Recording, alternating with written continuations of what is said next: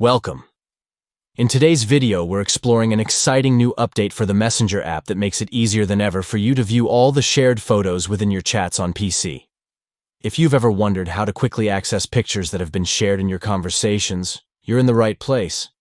This feature streamlines the process and helps you relive those moments with just a few simple clicks. So, let's dive into the steps.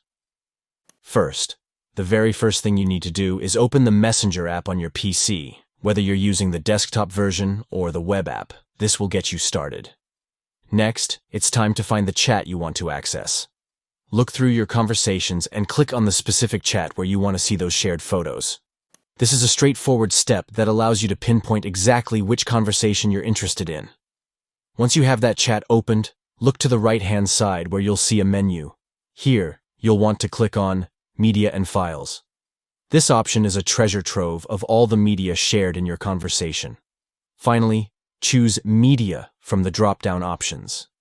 This step will unveil a gallery view of all the images that have been shared in that chat, making it super easy for you to browse through and enjoy those special moments captured in photos.